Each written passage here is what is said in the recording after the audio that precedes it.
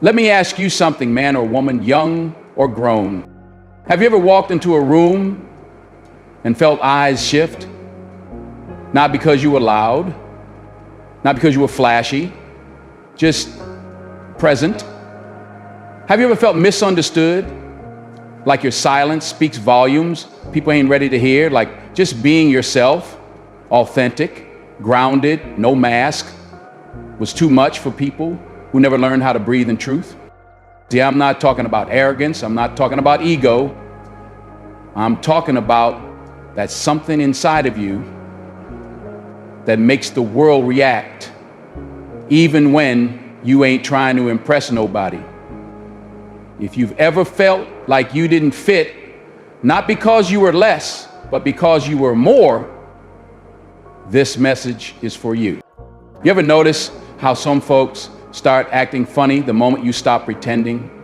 The moment you stop laughing at jokes that ain't funny, stop engaging in gossip that poisons your spirit, stop apologizing for being honest, something shifts. People start keeping their distance.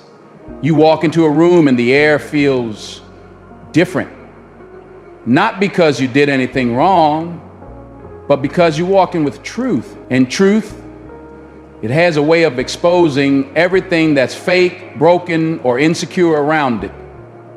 That's what your energy does. That's what your aura carries. It's not arrogance, it's alignment. It's not intimidation, it's illumination. And some people ain't ready for that level of real. Your energy, it don't lie. It carries weight, history, soul. And when you walk like you know who you are, like you remember the prayers it took to get here, the pain you had to survive, the silence you had to grow through, people feel that. It's not something you gotta announce. It's not about being loud, it's about being present. You walk in grace, you speak with conviction, you don't chase, because you are the thing people are searching for and don't even know how to name. But here's the twist. Not everybody wants to see clearly. Some folks would rather live in shadows than face the glare of someone who refuses to be fake. You become a threat without even trying. Why? Because your peace makes their noise feel exposed. Your purpose makes their excuses feel weak. Your stillness, it reveals just how restless they really are. That's why they pull away. That's why they talk behind your back. That's why they call you too much, too intense, too deep, because you're not here to play small. And your presence reminds them of all the times they did. You're a living reminder of what they buried to feel accepted, of what they gave up just to belong. And deep down, they feel that, not with their minds, but with their spirit. See, the soul always recognizes truth, but when the soul ain't ready to change, it attacks what it doesn't understand. So when people distance themselves from you, don't chase. When they gossip, let them. When they say you've changed, say thank you, because you didn't come this far just to fold yourself into a version they can digest. You're not here to shrink. You're here to reflect. You're a mirror. Not everybody wants to look into one. Let me tell you something deeper. Most people are not afraid of you. They're afraid of what they feel when they're around you. Your light stirs something inside them they've spent years trying to bury. Old dreams, unhealed wounds, untapped potential. And when that gets stirred up, it can feel like discomfort, anger, even jealousy. But it ain't personal, it's spiritual. You just happen to walk in with the kind of energy that wakes the dead things in others. You remind them of who they could have been if they didn't settle. And that mirror you carry, it don't let them hide. But instead of facing their own reflection, they blame you for holding the glass. So what do? You keep holding it. You don't drop that mirror just because the reflection makes somebody else squirm. That's not your job. Your job is to stay aligned, stay real, stay rooted. Keep walking like the person you fought to become. Because the right people, the healed ones, the growing ones, the soul deep kind of folks, They won't run from your mirror. They'll stand in front of it grateful, inspired, moved, and maybe even transformed. But we'll get to that. Because there's something else you need to understand about this journey you're on.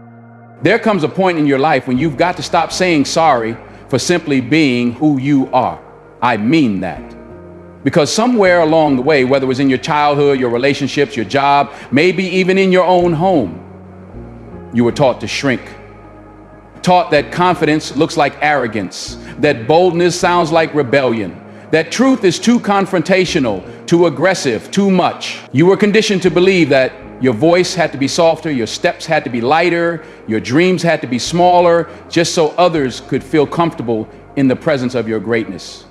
And let me tell you, that's a lie that's robbed too many people of their light. You are not here to play a supporting role in somebody else's comfort zone. You were born with a calling, with fire, with purpose, and playing small does not honor that gift. It insults it. There is power in your posture. There's power in the way you walk into a room, look someone in the eyes, and speak like your words matter, because they do. And the minute you stop asking for permission to exist, that's when everything changes.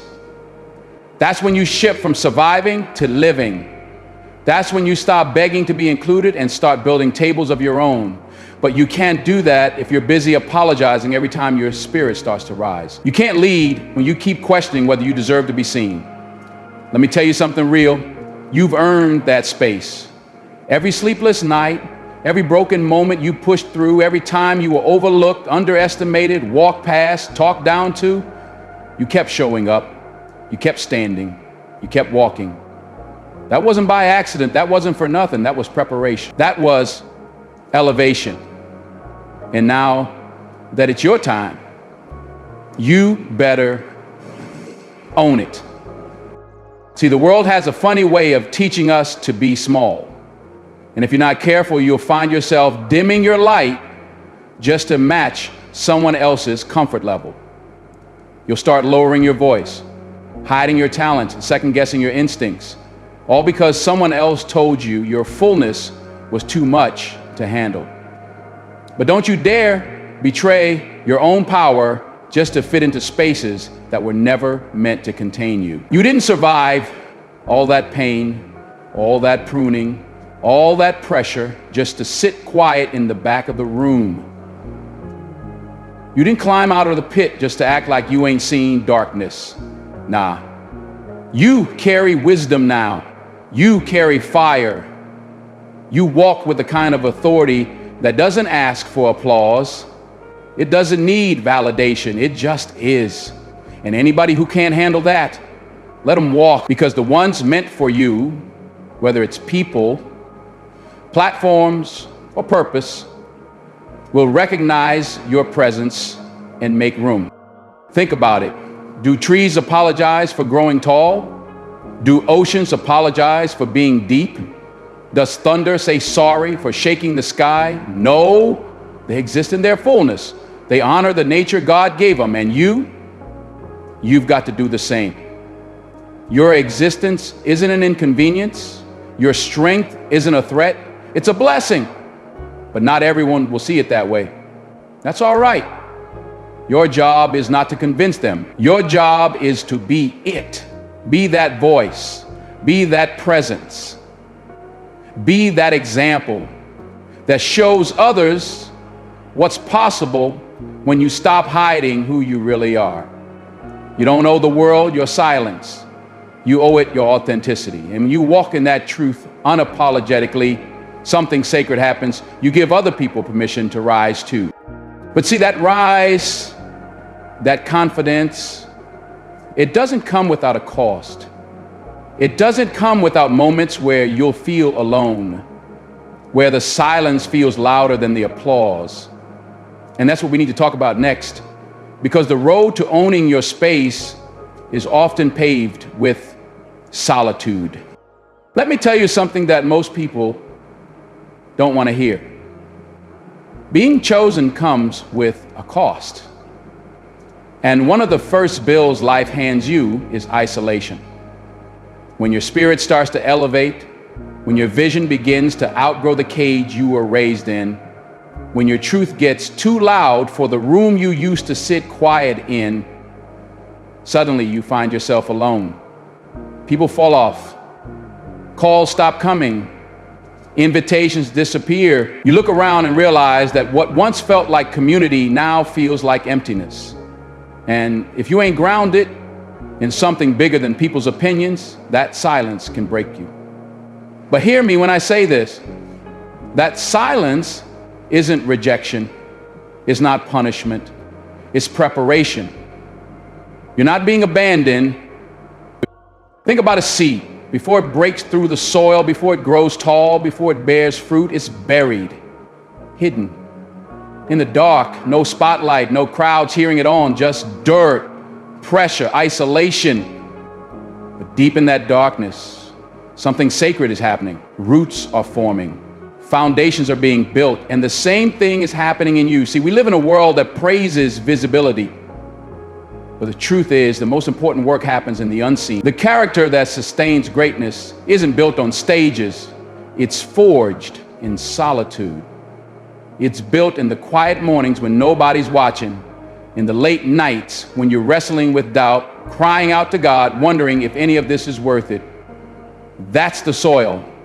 That's the sacred space where you grow your roots. Because if your roots ain't deep, your rise won't last. And life knows that. That's why it isolates you. Not to harm you, but to prepare you. But I get it. Loneliness hurts. It cuts deep, especially when the people you thought would walk with you can't even recognize the path you're on. You start questioning yourself, wondering, did I change too much? Am I too different now? No, you're not too different. You're just no longer willing to live in places that don't feed your soul. You're not broken. You're becoming. You're being called higher. And not everybody can climb with you. Some folks loved you when you were wounded. Some people clapped for you when you were small. But elevation reveals the hearts of those around you. And when God starts stretching you, expanding you, refining you, He removes anything that can't handle where you're going. So don't fight the distance. Don't beg to stay in rooms where your growth makes people uncomfortable. You're not being exiled.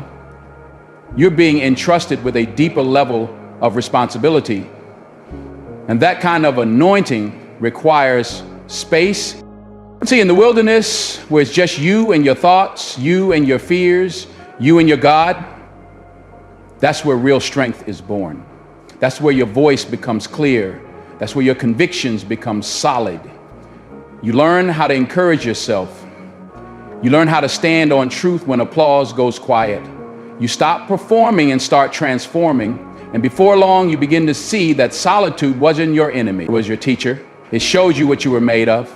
It revealed who was for you and who was just with you. There's a difference.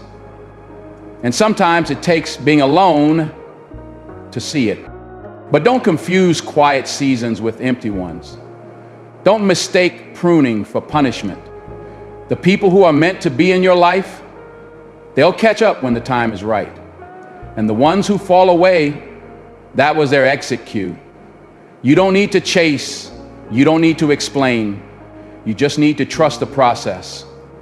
Because when your foundation is being strengthened, when your vision is being sharpened, when your identity is being rebuilt, not everyone is allowed access. Some doors close for your protection, not your rejection.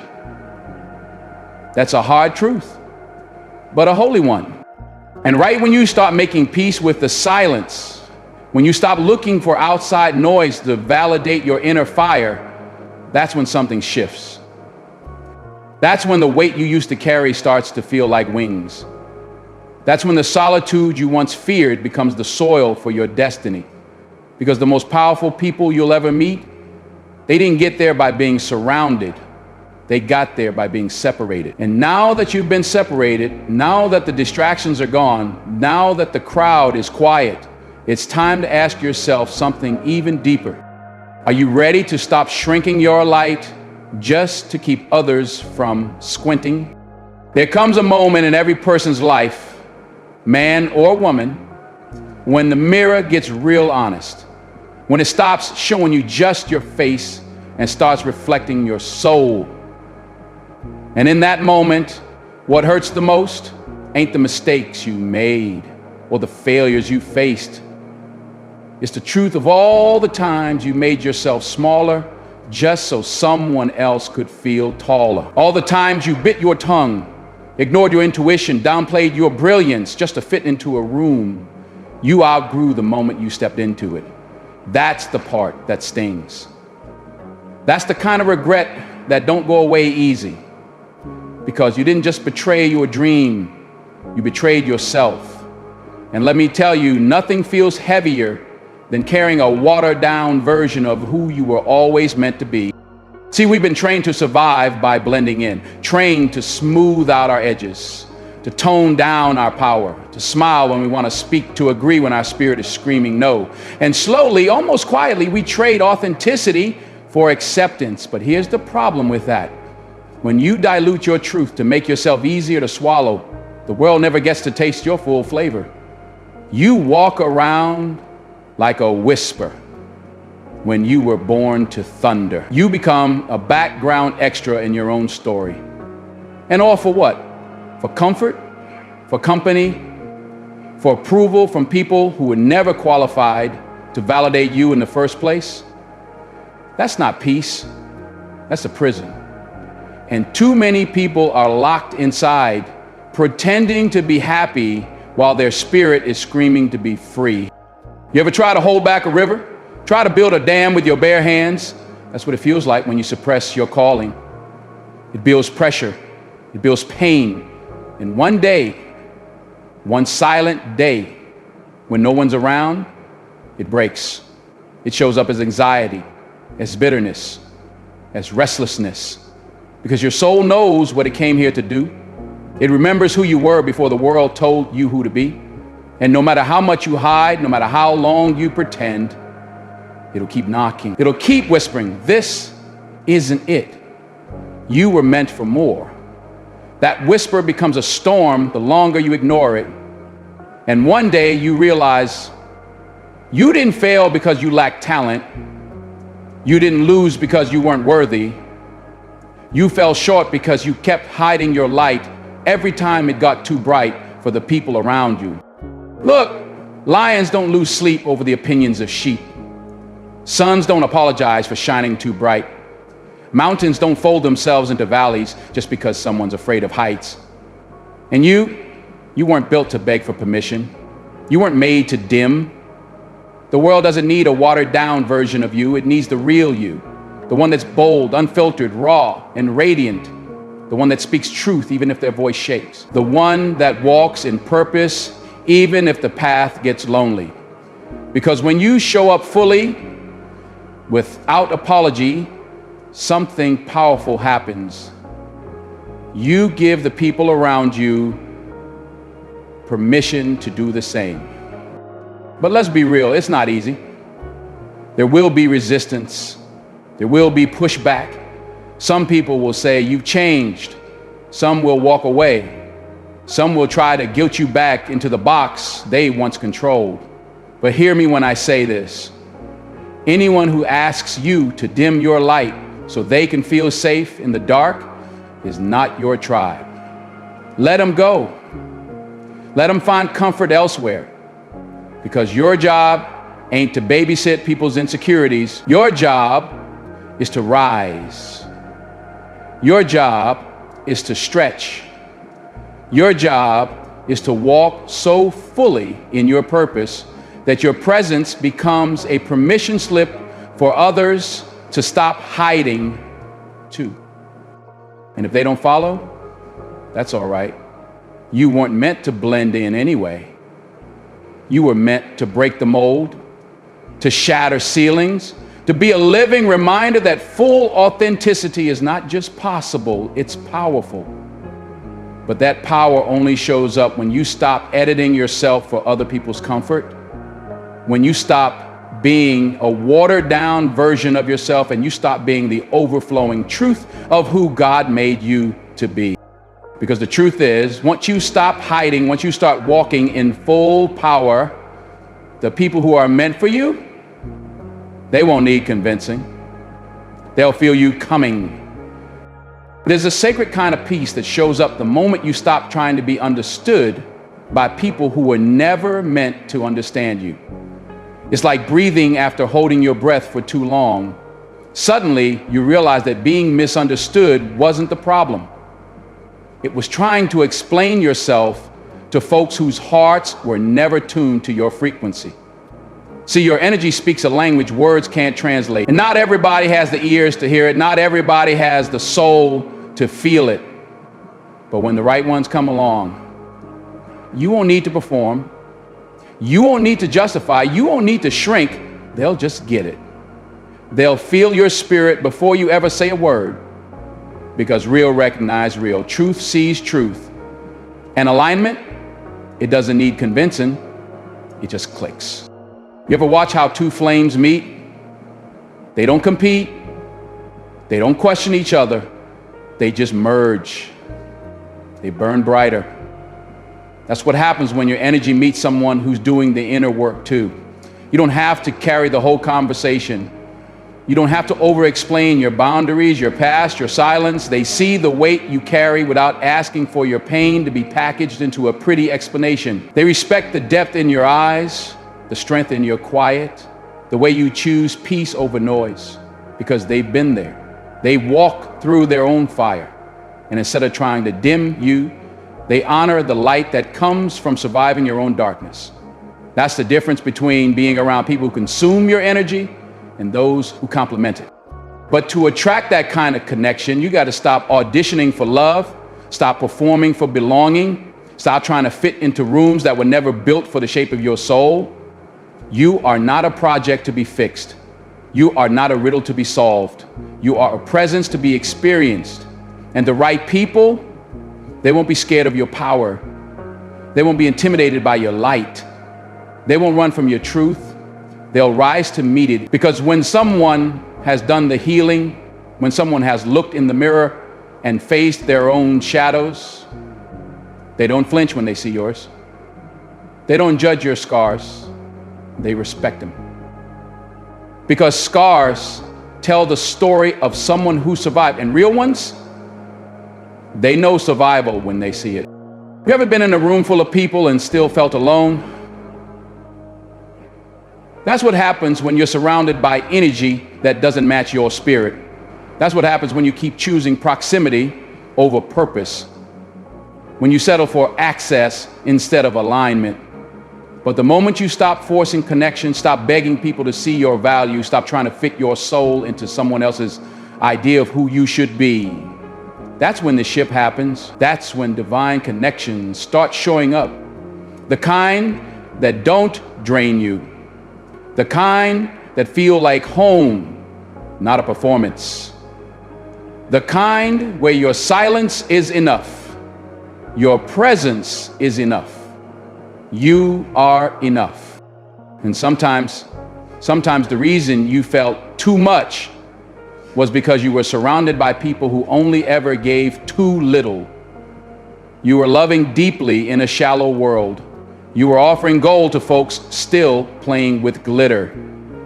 And when you shine like that, when your aura carries that kind of divine clarity, you're not going to be for everybody. That's okay. Let them go. You're not everybody's assignment. You're not here to be palatable. You're here to be powerful. And you don't have to dilute your greatness just because someone else hasn't learned how to recognize it. The right ones won't just accept your truth, they'll celebrate it. But see, that celebration, that resonance, that alignment, it starts on the inside first. Before you find the right people, you have to become the right person. You have to sit with yourself long enough to recognize your own worth. Because when you know who you are, truly know, you stop giving discounts on your presence. You stop handing out access to people who haven't earned the right to walk beside you. You stop shrinking your spirit to keep the peace and stop walking in peace, because your spirit is finally free. And when you reach that place, when your spirit no longer needs outside validation to breathe, you don't beg to be seen. You know you're seen, not by everyone, but by the right ones. The ones who were sent to witness your rise. The ones who understand that you didn't just grow, you transformed. And in that transformation, you stopped being manageable, you became magnetic. And that right there is where the shift begins. Not just in your circle, but in your legacy. But legacy, now, that's a whole other level of energy. Because once you stop trying to be understood and start living like you're meant to be remembered, everything changes. Let me leave you with this. You weren't sent here to be average. You weren't created just to survive. You were born to resonate, to walk in such truth that it rattles the bones of fear, to shine so unapologetically that even the shadows take a step back. Your aura, your energy is not a mistake.